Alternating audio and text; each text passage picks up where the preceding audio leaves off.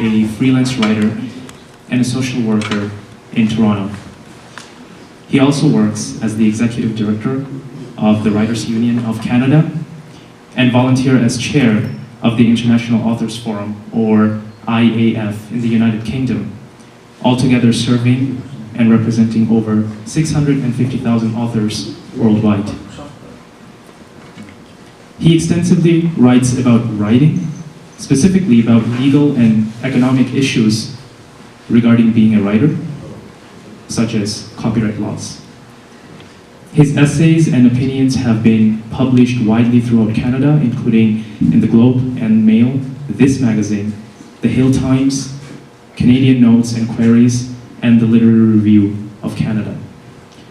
On behalf of BLRC, I would like to express my gratitude to John Degen for being with us today. Now I would like to request Broti to conduct the next session so that we can know a little bit more about John Degen. Hi John, for coming. Good morning everyone. Thank you for coming here. I know it's a Saturday morning, but thanks for showing up and showing your interest in our specific program. Hi John, how are you? I'm doing very well. So first of all, thank you all for having me here. It is a Saturday morning, but this is the kind of thing that I love to do. Not talking about myself, but talking with other writers. So. Yeah. Thank you again for coming to our program. I have prepared some questions for you. Sure. So I did a little bit of background research about you. Oh boy. And I saw that you studied English language and literature as your secondary education, post-secondary education. So my first question to you is that, do you believe that your education made a very, very big impact on your writing abilities? And how much of an impact do you think that post-secondary education can have on a person's writing abilities or writing interests? This comes from me specifically because I'm an engineering student. I used to write in high school, but I am losing touch right now. And it's just to know that how much of an impact do you think it would have made on my life if I decided to do English language and literature or something similar in university? Mm-hmm. Well, that's a complicated question with sort of a lot of angles to cover. First of all, when I was going through university, it was a different time. That was 30 years ago, unfortunately, for me. And in Canada, there were far fewer creative writing master's programs. As a matter of fact, I remember thinking when I was a university student that I would much rather be studying the art and craft of writing itself from the perspective of a writer than studying the literature of other writers. Available to me, there was a little bit of a stream of creative writing available to me, but there were far fewer creative writing programs than there are today in Canada. So that's the good news about where post-secondary education has gone in terms of literature and writing, is that there has been this fantastic growth of the study of creative writing in Canada, and now almost any university that you go to, you will have that option of taking you can take that as a specialty, creative writing, or you can take it as a secondary. So it's much more available to you. Would I say that that's the only way to become a writer? I would absolutely not say that, actually. It has become a way that a lot of people now become professional authors in Canada. They go to for a Master of Fine Arts in Creative Writing program, say at the University of British Columbia, which is one of the sort of the most established and prestigious places to do creative writing in Canada. But you can do it at York, you can do it at U of T, you can do it almost anywhere in Canada. And a lot of people choose to do that, and they go on as an author. A lot of people come out with their MFA in creative writing and do not go on. They've discovered a different passion. And I think that's true. It works in the other direction as well. You absolutely do not need to have an MFA in creative writing or a specialty in studying literature to become a successful writer in this day and age. The industry has changed, the publishing industry has changed a great deal, and it's far more accepting now, and actively looking for different ways of thinking, different specialties. I think you can approach being a creative writer, being a fiction writer, being a non-fiction writer, from just about any chosen profession. So if you're asking for advice, my piece of advice on that would be to follow your passion, whatever your passion is. And if that passion leads you back to writing from a different direction, then that's wonderful, and that will work for you. Does that make sense? That makes sense. Thank you for that, like a little bit, because in my experience in high school, we have different courses. In high school, I know I took physics, chemistry, but I also took writer's craft. Oh yeah. So, but when I started university, it became very specific, and whatever I would write was very limited to lab reports or just simple math, nothing creative.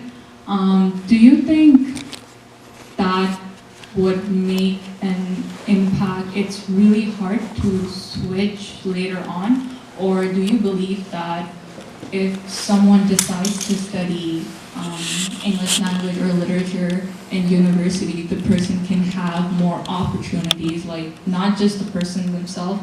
Do you think that would create more opportunities for that person, or more networking opportunities, more connections with publishers? Right. Well, I mean, obviously, writing is one of those professions where your network is incredibly important to you. Who you know, and you know, going to all the right conferences and the right parties and the right book launches and things like that, and building your personal network within the industry can be incredibly helpful, and that is a path that most successful writers have taken in one way or another. The irony of all of that is writers tend to be very solitary people, so it's almost painful to go out and build a network for a lot of writers. I know that's certainly true for me, but yes, it's a necessary skill. Again, I would say, is it the only path to publication? To specialize in that way and focus in that way, I really don't think that it is. I think that being a published author is so much about authenticity. It's so much about revealing your passion to the world that you know, you can have the largest network. You can be the greatest sort of player in that game of sort of going out and meeting everybody. But if you don't have a passionate story to tell, if you don't bring the material, your success will be very limited. So I think, to me, it's the core focus for any writer should be tapping into that passion and learning how to tell that story. You can do that through a creative writing stream, absolutely. But if you have another passion and you want to follow it, if your passion is for science, if your passion is for the law, if your passion is for politics, or medicine or any other profession, I would say follow that passion, follow that primary passion, but continue the writing as much as possible, and then eventually you will be able to merge those two worlds. The great thing about the world we live in today, when I was a younger person, in my late teens, which is when I really became active as a writer, writing was about scribbling down my own stories in a book or typing them on a typewriter, and them not going very far from me. You know, maybe I would hand them around to a group of friends who were also writers. Today, you can get your scribblings and your experimental writing online right away. You can build an entire community. You can reach so many more readers who will give you so much more feedback than was available to writers when I was developing. And I think that's incredibly helpful, and not just in developing your skill, but it's incredibly helpful in keeping you going no matter what else you're doing, keeping you going as a writer. As long as you're tapped into that community of interest, I think you will be able to keep the writing passion going. Thank you. I think that was really helpful for me and all of us that are not in Faculty of Arts and studying something different in university. My second question is there a specific book or a specific writer that inspired you to go into this specific field?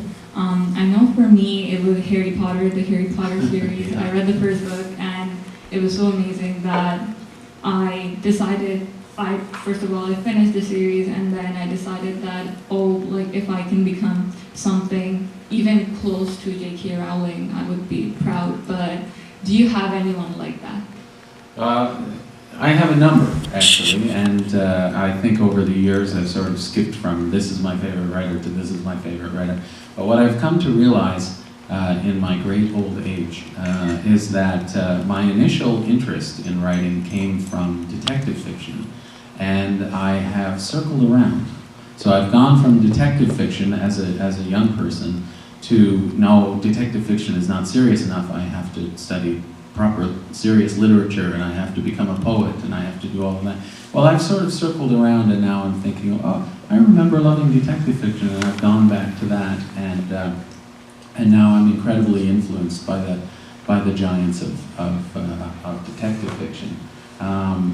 But so my initial interest came from Enid Blyton. I don't know if you know Enid Blyton. She's a British author of children's detective fiction, and I would read the Fabulous Five, Fantastic Five, or the Secret Seven, and all of those mysteries that were sort of like the Hardy Boys series and Nancy Drew and things like that.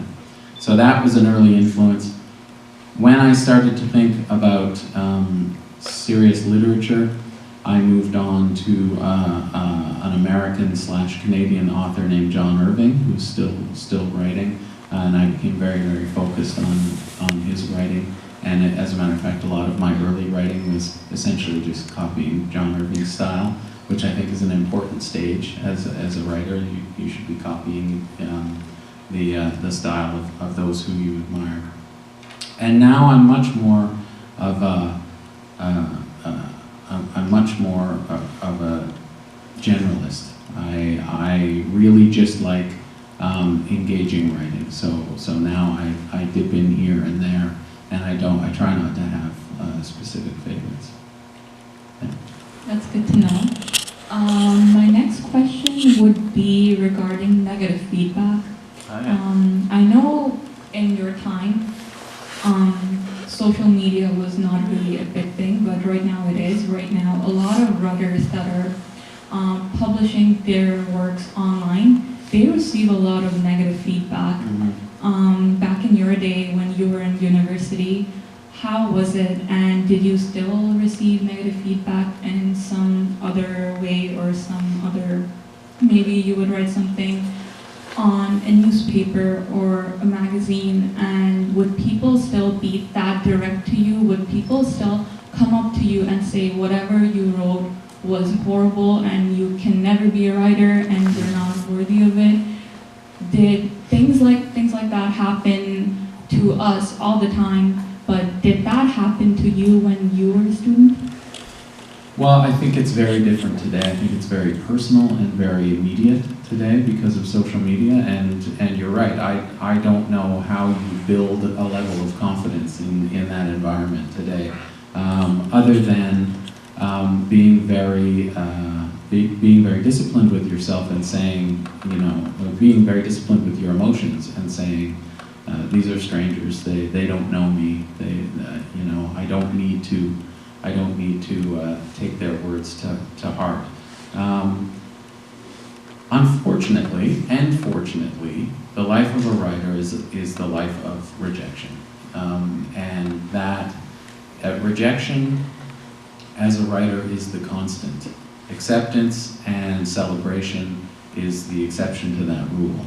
And when it happens, you have to really take advantage of it. I used to run the granting programs through the Ontario Arts Council, and we would get over 200 applications for the writing grants. So these are writers who are writing in, requesting a certain amount of money so they can sit down for a few months and do only writing. It's a wonderful granting program, and if anybody has any specific questions about that, I still remember a lot of it from that job, so I can talk in more detail about that. But we would get, every granting deadline, we would get over 200 applications. We gave away 21 grants per deadline, which meant that the vast majority of the people who applied were rejected. And if you were to take that to heart, if you were to take that rejection to heart, that would mean that 200 of the 220 who applied would give up on writing at that point and say, well, clearly they have not accepted me, therefore my writing is awful, therefore I will never write again. Thankfully, they don't give up on writing. Thankfully, they come back and they apply again. And for most of my writing friends, it took 5, 6, 8, 10 applications, all rejected before they were accepted. And what I used to say when I ran the programs is, if you get rejected, it means nothing. It means nothing about your writing. It means we ran out of money, essentially, right? It means nothing about your writing, it means nothing about you. If you get accepted, celebrate that, because it means you're brilliant, you know? But the rejection does not mean the opposite. The rejection means try again. The rejection means it wasn't your turn this time.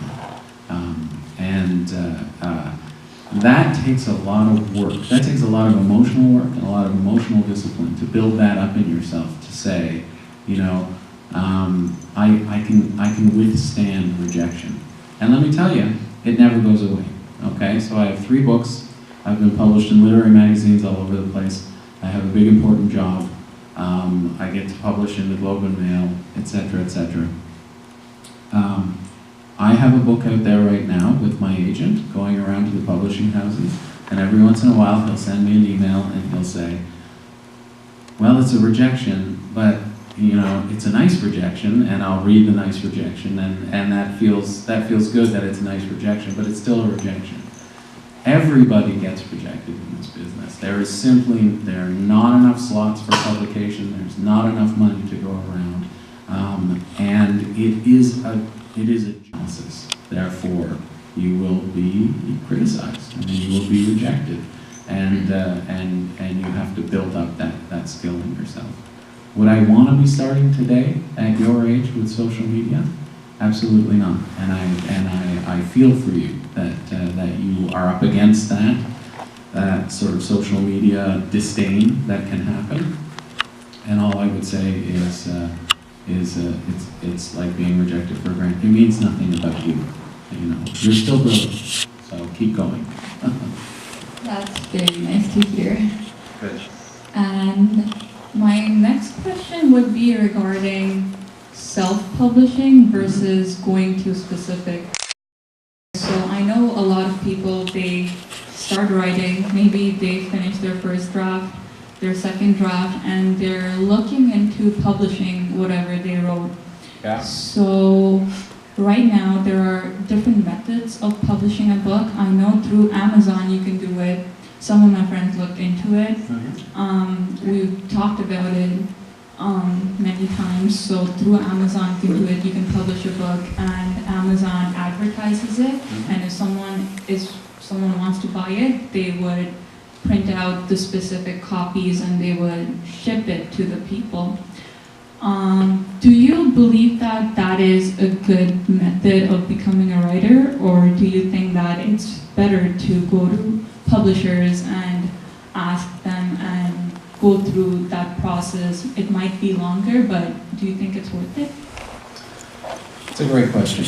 And again, I have the advantage of a few decades in the business to see how all of this has changed. So 30 years ago, if you self-published, it was considered what was called vanity publication, meaning you hadn't gone through a professional editor, you hadn't gone through a professional publisher, and therefore it was just you feeding your own vanity by paying money to get your book out in the world. And the chances of any success were next to none. All of that has changed. All of that has changed because of services like Amazon and the ability to create, to draw a readership around you using the internet. It's so important that you do it properly if you choose to do it. It's absolutely a valid way to get yourself into publication. It's so important that you do it properly. And by properly, I mean don't cut any corners.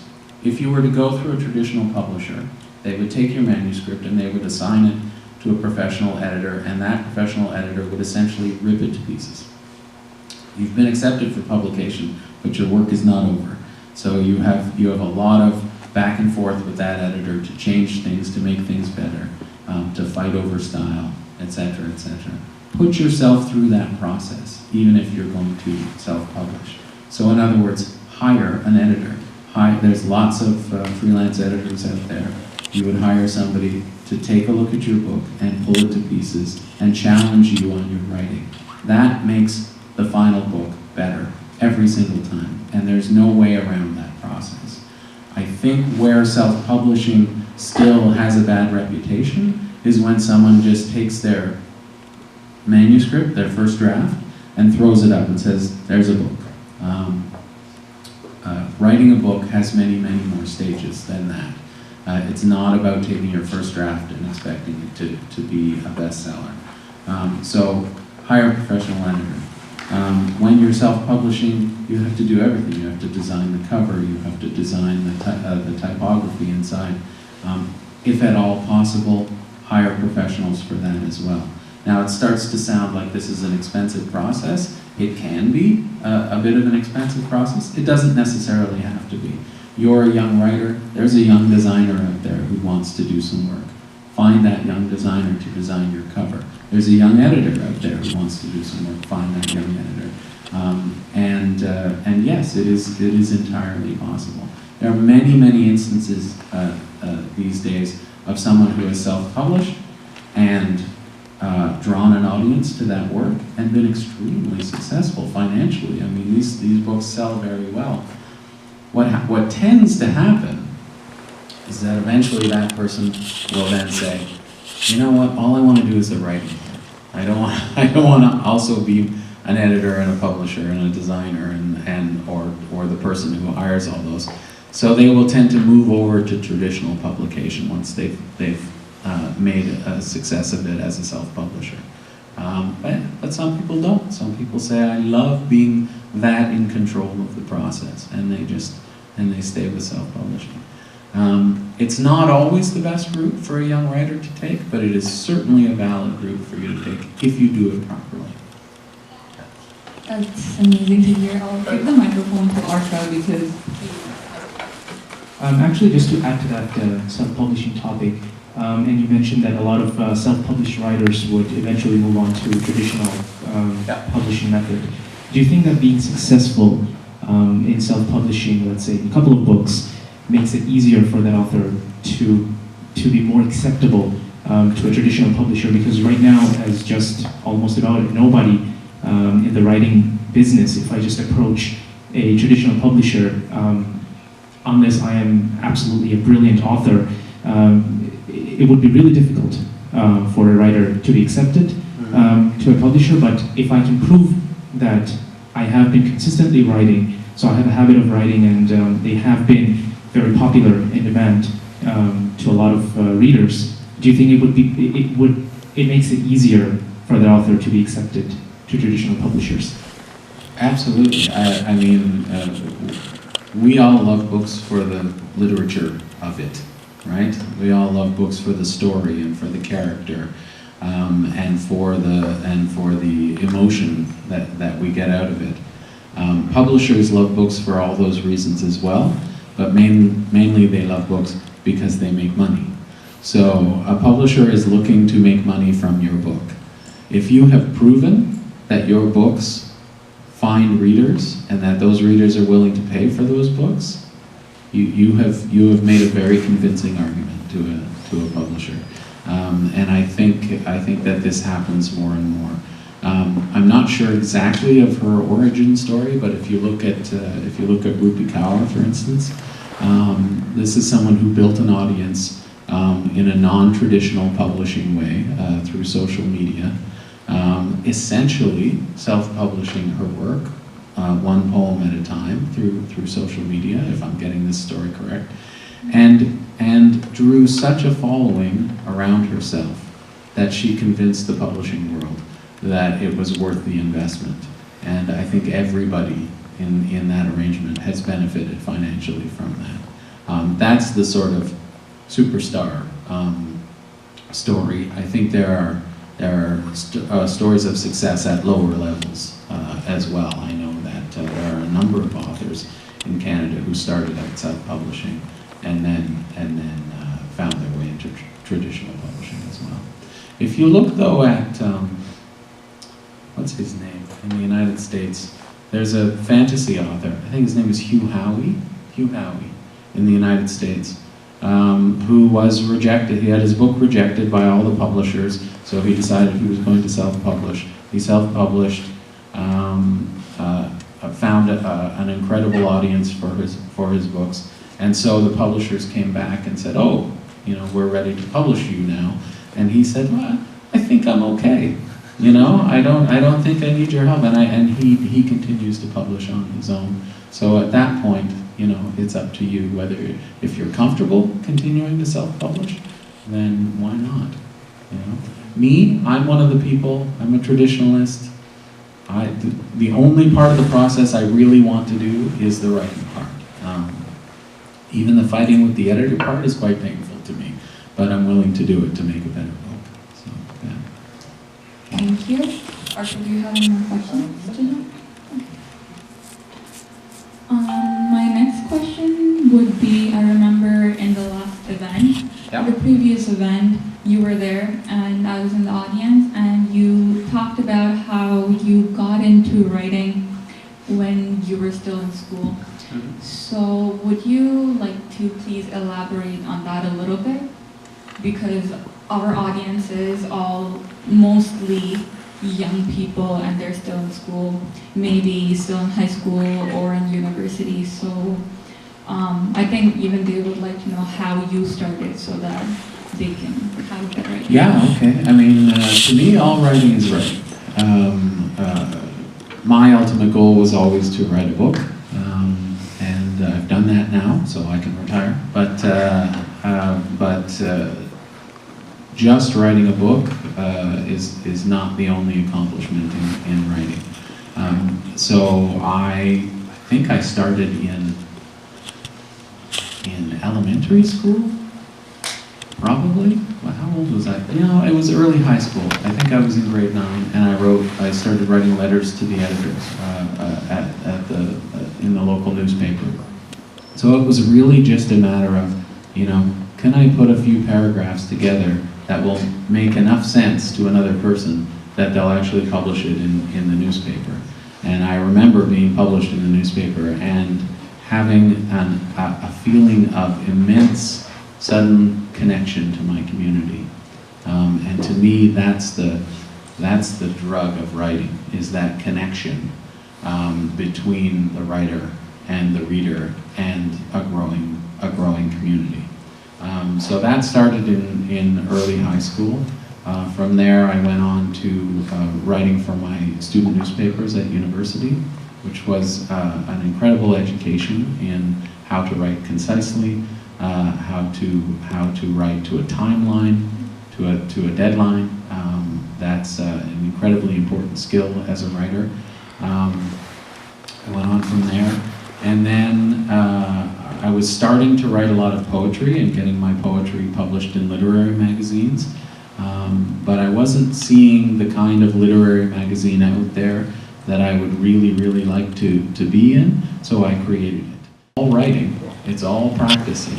You know, they talk about people who become experts at things have to do that thing for 10,000 hours. So it's all towards everything you write privately or put up on Facebook and blog about, that's all counting towards your 10,000 hours. It's all building a skill within you.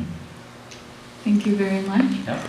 I think that's all the questions I had for John today. Does anyone from the audience have any questions?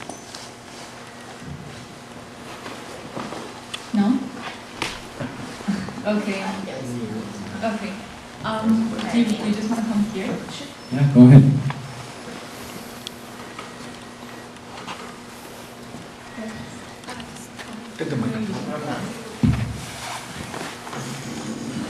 My question is, how did you know you wanted to become a writer in the first place? My grandmother was a writer, completely unpublished, and she had a typewriter, and I found it one day, and started typing on it, and it's very strange to me. The physical process of taking what's in my brain through my fingers onto a piece of paper was transformative. It made me feel powerful. It made me feel like I had a certain amount of independence in the world because I could do that. And I think from that moment on, I thought that no matter what else I do in life, I will always continue to do that. And I think that's a very important point. I talked about, you know, the rejection of being a writer. Every writer's confidence goes like this, you know. You get a publication, your confidence is way up here. You get a rejection, your confidence goes way down here. What carries you through this is enjoying the process of writing. Every time I get an hour to sit down and write, I may not produce anything of value. I may only write 50 words. I may write 1,000 words in that hour. It all depends on the day and how tired I am and how distracted I am. But the key element is that I do that writing, and having gotten to the end of my hour, I've enjoyed the process of writing. The other day, I was driving home, and someone had taught me how to use voice to text on my iPhone. Something I didn't know existed before, so whoever taught me that, thank you very much. So I was driving home, and I had my iPhone sitting there to tell me the traffic and everything. And I thought, okay, so I'm at a light. I started the voice to text, and I just started talking as I was driving home. And when I got home, I discovered that I had written 250 words on a novel that I'm writing on. And I thought, well, if I could do that every day, I'd have my novel done in no time at all. So it's about enjoying your moments of writing. That carries you through. So is that what keeps you going every time? The amusement and enjoyment of writing? Absolutely, because if you're not enjoying the process, the great moments are so few and far between that you would give up right away. And there are enough moments of rejection that obviously you would give up as well. You have to really enjoy the process of it. And I talked a bunch of times about building an audience around yourself, and I was just talking about that connection. If that connection is you and one other reader, it can be just as satisfying as if it's you and a million readers. It really is about making a connection between your ideas, your thoughts, and another person. Yeah. That sounds truly amazing. Thank you. Great, okay, good. Thank you, Marilyn, for coming and answering the questions. Hi,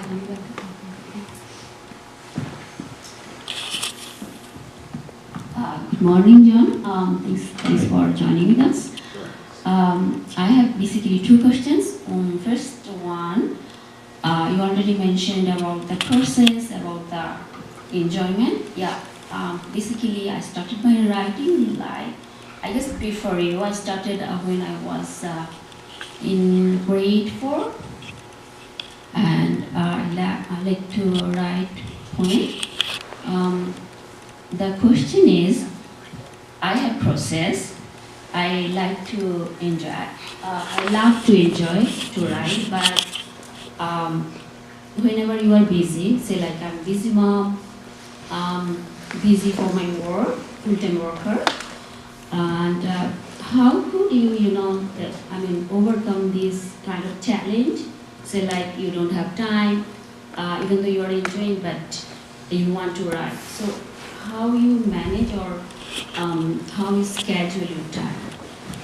That's a really good question, and I feel the need to take some pressure off of you because there is this myth out there that to be a writer you have to write every day, and it is a myth that has plagued me as an individual, and I know plagues an awful lot of people. In this day and age, in this society that we live in, we are incredibly busy. I have two teenage boys, and there are weeks, months at a time when I just don't find the time to sit down and do my writing. The key is I get really uncomfortable after that month. There's something in me that needs to sit down and have those moments of expression. So yes, there is this idea out there that as a writer, if you're going to be a professional, you have to prioritize writing and you have to write every day. Obviously, it's a successful pattern to write every day, absolutely. And when I get the chance to do that, when I've arranged my timeline, it feels very satisfying. But I would never blame any writer for having weeks or months at a time when they can't write, especially, full-time job, kids, whatever else keeps you busy. These things are real and they're valid reasons not to be writing. What you have to do is you have to nurture the passion that you have for writing and make sure that never goes away, because it will always draw you back. And if none of that works for you, I would say that when I've been most successful in keeping to a timeline, keeping to daily writing, I just get up earlier. Do you know what I mean? Like it really is, it is a question of finding a time when there are no distractions. And for me, that has often meant, 5 o'clock in the morning, before the kids wake up. And also, since we're going down that path, not putting pressure on yourself to produce too much every single day. If you write 50 words in a day, you have had a very successful writing day, and you have to congratulate yourself for that. You can't put so much pressure on yourself that any production feels like not enough production. Does that make sense? Yeah, thank you. I got my point, so I have to get up very early, even though I'm not. So maybe I'll try for tomorrow. So I have second question. The second one is about brand. Is it for the book or for few pages? Like I want to write some article because I'm not sure how it works. Do you have? Because I don't have any idea about the brand, how it works. Mm-hmm. If I in fact, I want to write whole book for my poem, and also I want to write a few articles. So like could be 2 or 3 pages or 5-10 pages. Yeah. So I just want to know the guidelines. Well, most of the writing grants that are out there right now are aimed at book production. So, but that can mean poetry as well. There tend not to be a lot of grants out there for the writing of articles or journal submissions or things like that. So when you're putting in an application for a grant, you tend to be presenting this will be a potential book down the line. We are very, very fortunate, all of us, that we live in Toronto. And what that means is we have 3 levels of public funding to get at. So you have the Toronto Arts Council, which has granting programs for writers. We have the Ontario Arts Council, and we have the Canada Council. And because we all live in Toronto, we can apply to all three of those levels of funding. And somewhere in those levels of funding, you will find the proper funding program for you. There are emerging writer grants for people who don't have a lot of publication credits. There are established writing grants, and there are grants at the Ontario Arts Council that range from $1,500 up to $12,000. You can get $20,000 from the Canada Council for the writing of a book. And yeah, it's a question of having a project in mind, having gone a certain distance down the road of creating that book, and then showing that work to a granting agency. Yeah, thanks. Sorry, everyone. Sure. So is it only for English, or because I write in Bengali, so? You're talking about the grants? Yeah. Yeah. Yes, the grants tend to be for writing in English, but if you can get it translated and present it in that way, then I believe you're still eligible. Right now, I'm working very hard in my full-time job with the Writers Union of Canada to convince the granting agencies to produce a special stream of funding for the translation of writing that is done not in English or French, which are the two official languages of Canada. Because I think that it does put you at a disadvantage in the granting programs, and I think that that's unfair at this point. Yeah. We're not quite there yet. Differently today, or maybe I wouldn't have gone down that direction with this story. And so yes, I think it's an uncomfortable experience. It's a wonderful experience, but it's a wonderfully uncomfortable experience to read your own writing. And I think that's why it's so important to, if you want to professionalize, if you want to publish a book and be a writer in the world, you have to accept that moment where you take the writing out of yourself and you hand it over to the community. And it's a terrifying moment. But once you've done that,